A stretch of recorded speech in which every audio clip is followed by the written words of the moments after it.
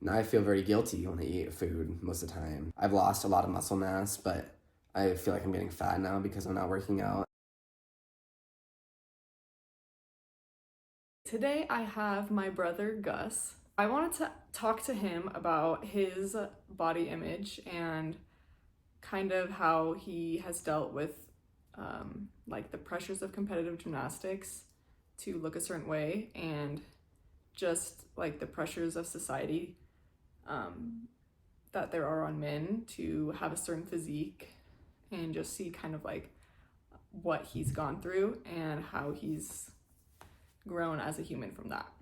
Okay, can you first talk about just your experience with gymnastics, like the schedule and like kind of the expectations of your coaches and like the expectations that you put on yourself in the sport?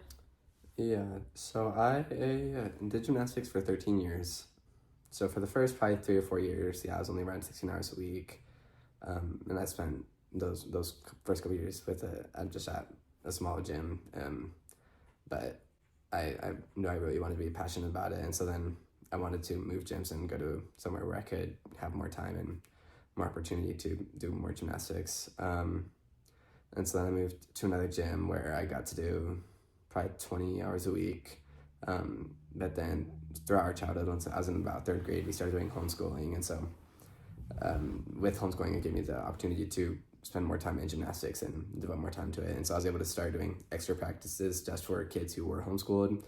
And so then that bumped my time up to probably like 24 hours a week. But when I first started when I was young, when I was a kid, it was great. And I always felt like it was a very healthy sport. And we, like, once I started doing more hours, going around 24 hours a week, there were higher expectations for, like, your body and, like, diet and stuff like that. Yeah, so 24 hours a week, that's a lot. So it was like 6 days a week. Yeah. You would get Sunday off. Every other day you would be at the gym. Yeah, and even Saturdays, I'd go twice a day. So it was like 4 days a week, I was going twice a day. Yeah. And I was 9, 10 at this age, and so it was a lot of time for that young of age, and way more than most like school sports. Oh, way more than school sports. I mean, already at that age, most 10-year-olds are still in elementary school. They're not doing school sports in the first place. It's all recreational. Right. And so most kids are doing like 4 hours a week, maybe that much. So it's like it's already a whole other thing. And so that's why, like, already at that age, it's like you are an elite athlete and it's an elite sport.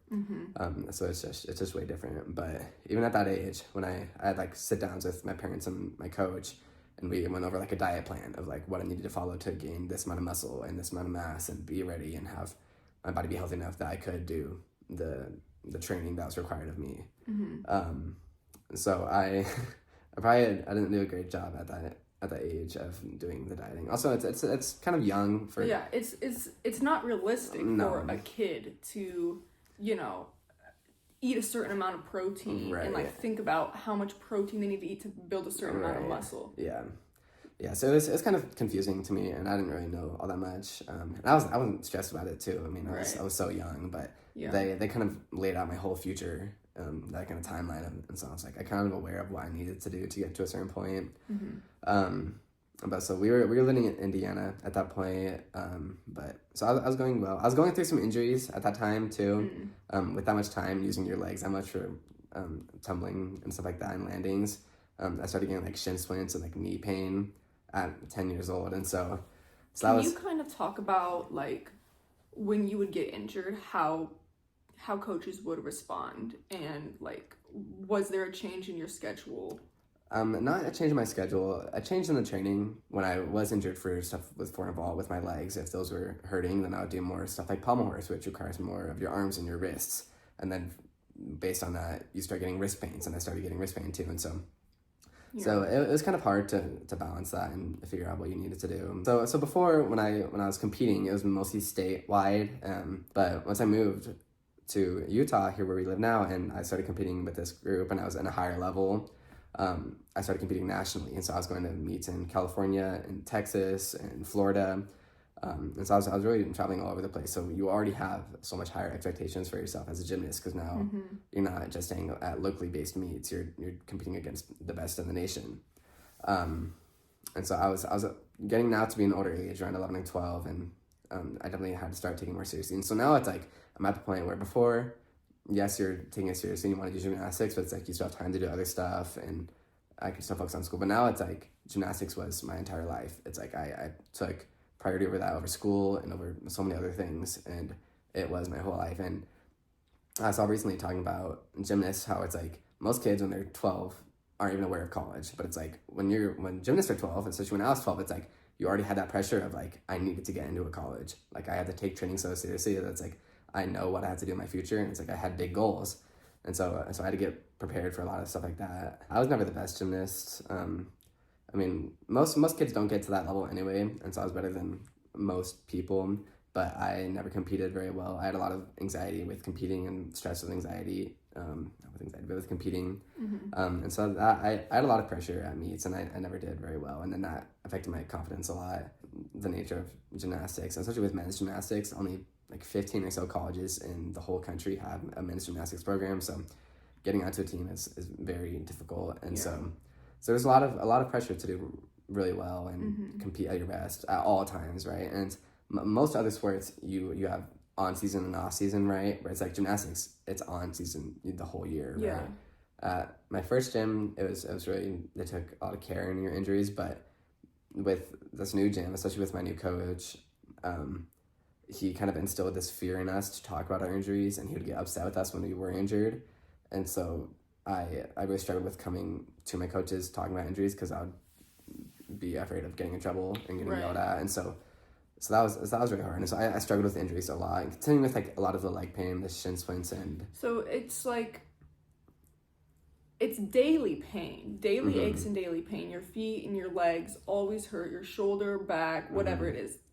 there's always some amount of pain. Yeah. But on top of that, there's like actual injuries that you can get. Right. And like you broke some fingers. Yeah, I broke a lot of fingers. I'm sure I broke like a lot of toes too, and shin splints. And then I had Osgood slaughters in my knees. A lot of like tendonitis problems, shoulder pain, like so many countless things that I kind of just had to work through. Yeah, and back problems. Yes. So that was really hard.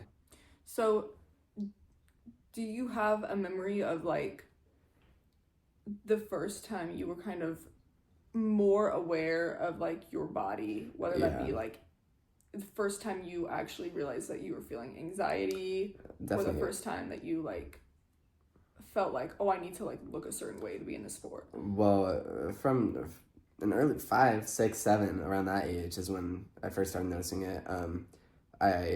I had a big team with a lot of friends and a lot of boys, and they all like to take off their shirts at practice. And even from that age, I was always so worried about taking off my shirt because I felt embarrassed about my body.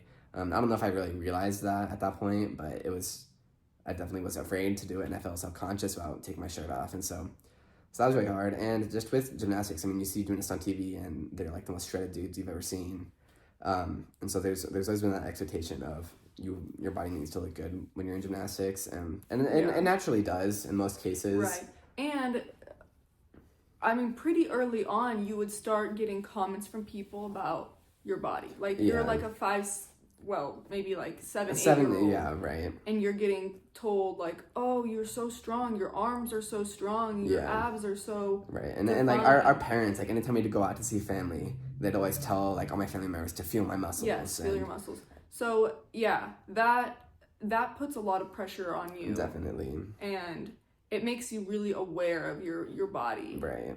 And that can come with like self-conscious feelings, even if you're happy with how your body looks. Right. It makes you just aware and self-conscious about that. Right. And I never felt bad about my body. And I obviously put in a lot of work, and so I wasn't too worried about what people thought about my body, but it's like constantly being told that I look good, and that's like I feel like this pressure to keep up that kind of image. It reinforces the pressure. Right. And so that was definitely hard, but I didn't really start to really care or notice it until I started becoming a teenager. But it's like when you're working out with 20 other boys who also have their shirt off, it's like you see how other guys look, and it's like you want to compare your body to theirs. And it's like I always wanted to look, even when I was like 13, when I'd see the other like 17, 18-year-olds on my team, it's like, oh, I wish I could look as good as them. And so there was kind of that pressure of like I gotta get stronger and get bigger and get better at that. And then that played in a lot with like diet and eating and stuff like that. And you'd see how other boys would eat and how much they would eat, and that I never got too much anxiety or like pressure or like worried about that kind of thing, but it definitely was like an aspect of my life that like had to be there, and that was on my mind a lot. Mm-hmm. And you started to kind of get some anxiety that like if you spent maybe a couple weeks outside of the gym, then you would lose your muscle tone. Right. Well, even and our coaches would tell us like if you miss a single day, you're gonna lose like a week's worth of progress. And so any time I would not be at gym, I would have anxiety of not being in gym because I feel like I'd be getting worse, or I'd be losing muscle or strength or technique or like anything like that. Right. And so normally like the body needs that kind of rest time to grow in the first place, but it's like you never have that rest time. I'd have Sundays, but other than that, I never had the time to probably rest my body, and that led to a lot of injuries too. Right. But you did eventually graduate high school, and you did start on a collegiate gymnastics team. Yes. So my junior year, I was recruited to a team. It was a Divisional III team, so it was a smaller college, but I still competed around Division I teams, just because there was only 15 teams in the first place. So all the teams kind of competed against one another. So even though it was a Division III, I was still doing Division I gymnastics. It's just kind of less resources at the school. But the summer before I ended up going to college, I broke my back, and I was forced to be in a position where I had to take time off. And that was when like my anxiety with my body and my health and my fitness and my gymnastics and all of that got to its worst, because I wasn't able to be in the gym and I wasn't able to train because I needed to heal my back, and I wanted to be in my best shape that I could be, like injury wise, once I got to school. And so I finally did take time off, but my anxiety of getting fat and losing my muscle and not being strong enough and showing up like unprepared and looking bad was at like an all-time high. And so I really struggled with that during that time, and it was really hard. And so I did a lot of like restrictive eating. I wouldn't eat a lot of meals. I'd skip a lot of meals, or like if I would eat, I'd try to eat less. And even when like I should have, like I had a broken back, so I should have just been like laying in bed, I would still try to do exercise in my room and go to like the actual gym, like Voss or something like that. And so I developed a really unhealthy relationship with taking time off just through my pastime, and that continued into college once I got there. Yeah. I had a similar experience with like when my feet were broken. It's really hard to rest. Like you don't want to. And there's a lot of fear that comes with like if you're someone that exercises a lot, there's a lot of fear that comes with stopping exercising. Especially for you when it was really your livelihood. I mean, it's what you dedicated almost all of your time to. So then that's why it's like I never let the injury properly heal, because I would still do whatever I could to try to stay in that mode. And even like going to the gym sometimes and work out, and like I was supposed to take like 3 months off, and I took maybe like a month and a half off in total. So it was really hard. And then once I got to college, it ultimately failed. My back didn't heal, and then the training there got even more grueling and hard.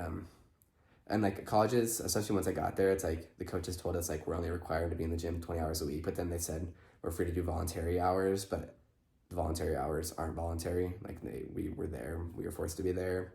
And so the hours were a lot, and then college is just also just stressful in the first place. Yeah, it's a big life transition. It is. And then at that point, it's like we got into like weight training because we needed to get bigger. So then that goes back to like more like body image kind of things. And so then it got worse even in college.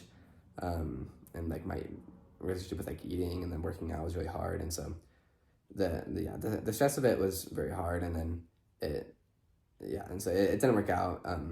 My back injury got to the point where I couldn't train anymore, and I was getting to the point where I almost couldn't walk. So then I did finally have to take the step away from gymnastics, and so then I'm not competing anymore. But I still struggle with those thoughts and feelings, and like.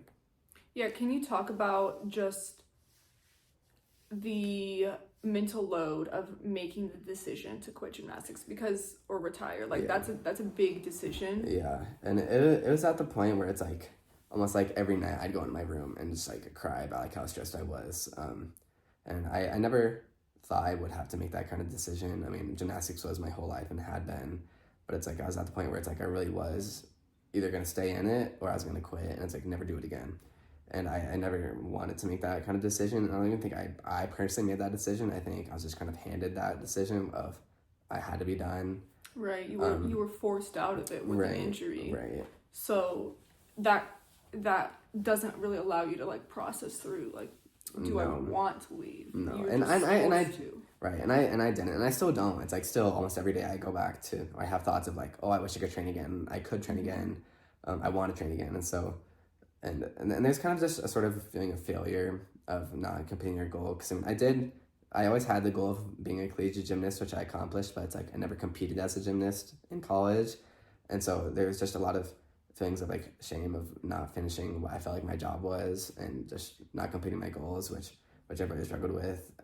But just those mental aspects. And it's like I thought being done with gymnastics would help because I was really in a bad place just with the injury and the pain. So I thought that being done would finally like help me feel better, but I'm still dealing with the same kind of thing. I still struggle with that, and almost to the point of feeling worse about my relationship with gymnastics because I just feel so unsatisfied with my performance and how I did.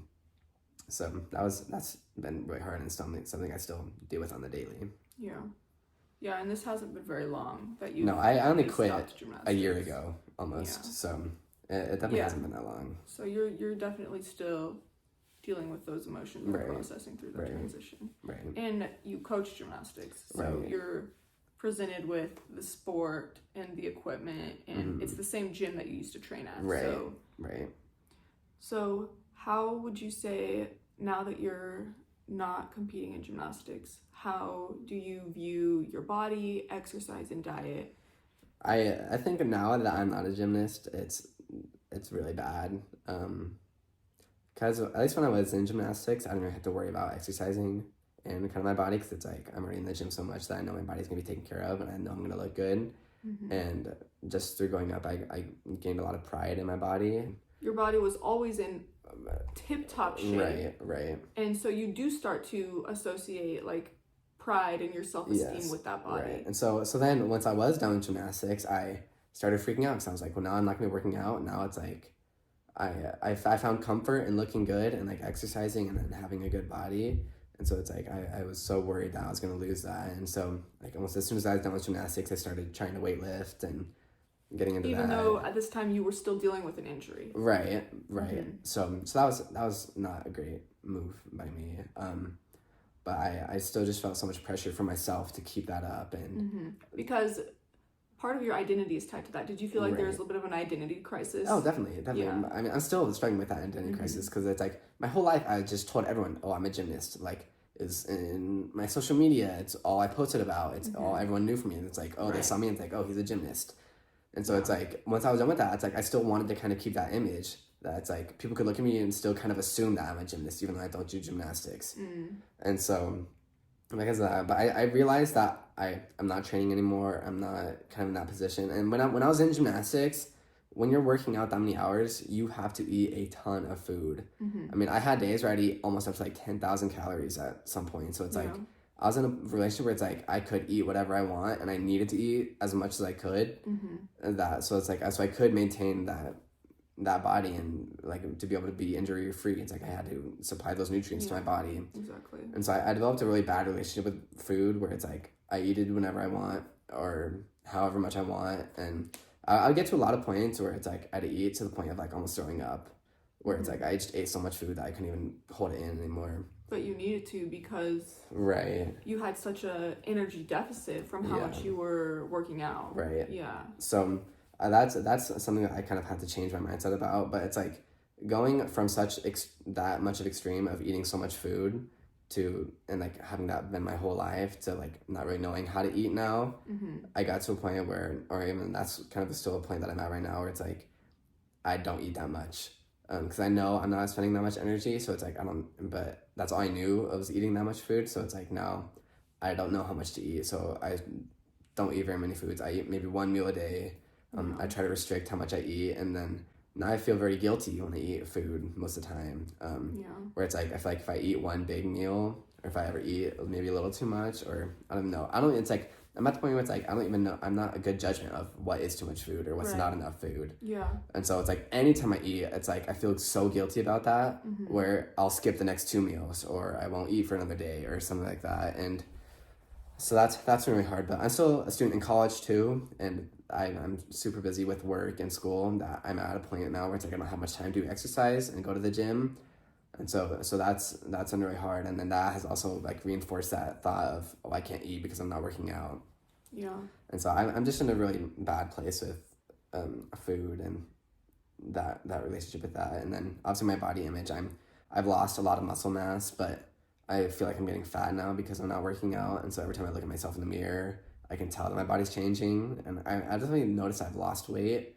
So it's like from like an outside perspective, I know I'm probably need to be eating more, but it's like just that. And I was told this even from a young age, that's like if you don't work out, if you don't stay in the gym, if you don't keep doing this, you will get fat, and we can't have you being fat, right? Doing gymnastics when you're a bigger person is incredibly difficult, and that's why it's like most gymnasts you see, they're super lean. So that's why I just associate it with like not working out and being fat, and so I just have that fear in me of getting fat, because it's like I was told from a young age I can't be fat. Yeah. So that's been really hard with my body image and that just relationship with food, and I'm still just trying to find a way to handle that and balance that, and so it's just something I need to figure out. But so that's been a really hard struggle for me, and it kind of always was from a young age, and just through my time in gymnastics. But it was something I never had to figure out on my own, because it was just like, oh, I just knew I needed to eat, and so I ate, and then I worked out, and so it was good. It's just like, I don't know, it just wasn't even a thought for me. I just kind of went through it now, but it's like now I'm at a point where it's like I actually have to think about it, and it's been really stressful. Yeah, I know that Shawn Johnson, the former Olympian, has talked a lot about that. She's said that after she retired from gymnastics, she had no idea how to eat. She had no idea what was expected, and she did struggle with eating disorders and stimulant abuse, and she's spoken openly about those things.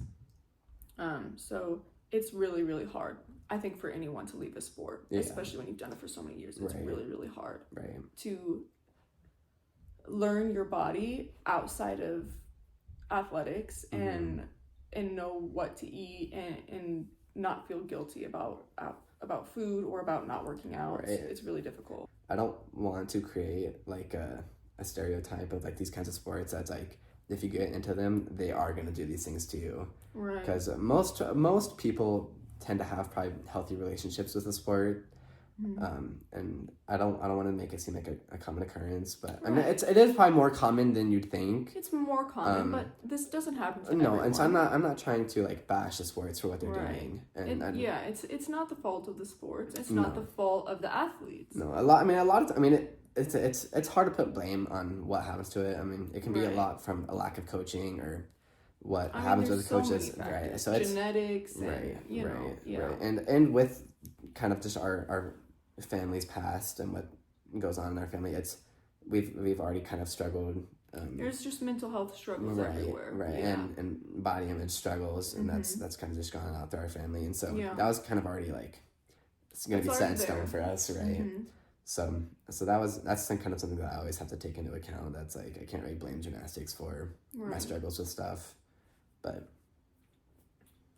Well, thank you so much for opening up and sharing. That takes a lot of courage, and I think it's so important to talk about this. Right, especially as I'm still working through these things, as I was a gymnast so recently, and like I'm still having a lot of the struggles that I went through. Yeah, I think that's so important, because I think a lot of times on social media we see people that it seems like they have a perfect relationship with their body and they have it all figured out, and it's like maybe they were struggling with things but now they have it figured out. But I think it's so important to say like this is something we actively struggle with every day, and I still struggle with these things, you know. It's just taking so much time, and it's like 13 years I've been developing all these problems, and it's like now that I'm taking the time off and I'm trying to work through it, it's like it's not just gonna happen. Why do you think that men are so hesitant to talk about body image, or like there's just this stereotype that only women get eating disorders or only women have like insecurities about their body. And even that's almost like not a stereotype I believe, but it's like definitely a stereotype I've seen. It's like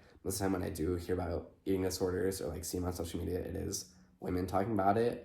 Not that I think only women have them, but it's like just women are more open to talk about it. Yeah, and it is more common with women. Yeah, but with men, it's definitely still there. And I don't know why men are so difficult to talk about it. I mean, I struggle to talk about it forever.